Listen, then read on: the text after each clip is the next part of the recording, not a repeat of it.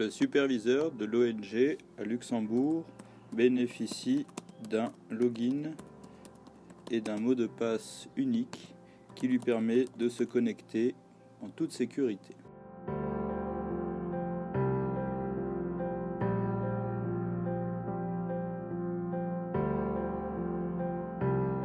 Le rôle essentiel du superviseur à Luxembourg consiste en la supervision des projets et programmes sur le terrain. Suivant la vision globale des projets par secteur d'activité, le superviseur est invité à saisir le projet dont il aimerait exercer la revue. Il a tout de suite accès aux activités ou tâches en attente de sa supervision, de sa validation ici. Pour ce faire, le superviseur peut donc consulter la tâche, organiser un groupe de travail sur la gestion hospitalière, vérifier que la date de réalisation est conforme par rapport au délai prévu, que la dépense est conforme par rapport au budget et peut ainsi consulter également les pièces jointes, donc ici une photo de présence, ainsi que une feuille de liste de présence non remplie pour l'exemple. Et suite à donc la revue de l'ensemble de ces informations, date, dépenses, pièces jointes, le superviseur peut donc valider la supervision de cette tâche. Ceci est également vrai pour l'ensemble des autres éléments, activités, résultats ou objectifs en attente de supervision.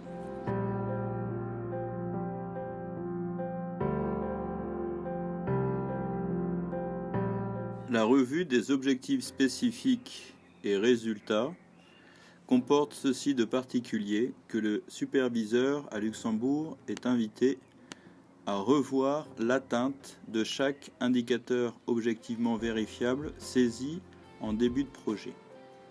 Ici, par exemple, le superviseur peut valider l'indicateur associé au nombre de patients opérés.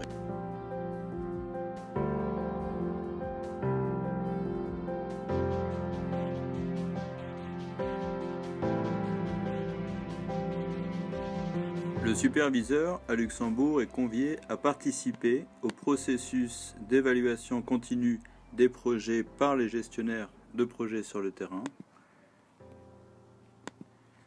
en ayant accès donc aux données saisies par le gestionnaire selon les 5 critères reconnus sur la scène internationale.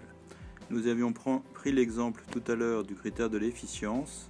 Le superviseur peut donc accéder aux différentes informations associées aux questions intermédiaires d'évaluation, ainsi qu'à la notation accordée par le gestionnaire de projet sur le terrain, ainsi que les potentiels axes d'amélioration. Sur cette base, le superviseur à Luxembourg peut engendrer un débat constructif afin d'améliorer l'efficacité du projet en tenant compte de l'auto-évaluation de son gestionnaire.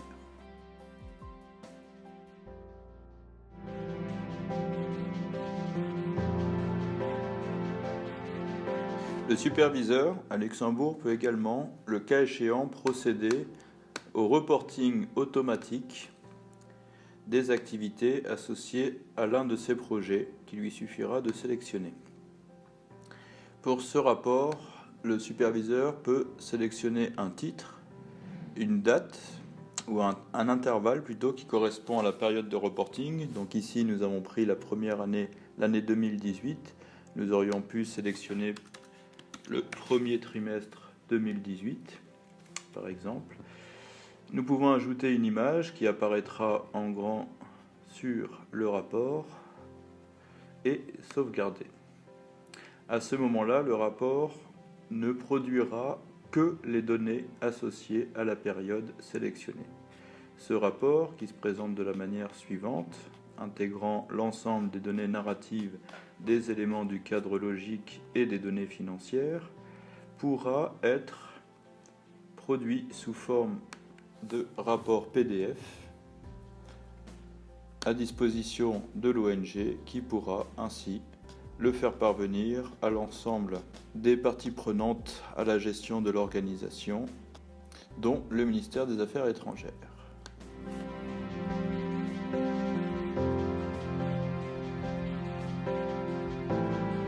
Le superviseur à Luxembourg bénéficie enfin d'une vision transversale de l'ensemble de ses projets et programmes en cours, présentés sur une carte géographique qui regroupe l'ensemble des territoires d'intervention de l'ONG.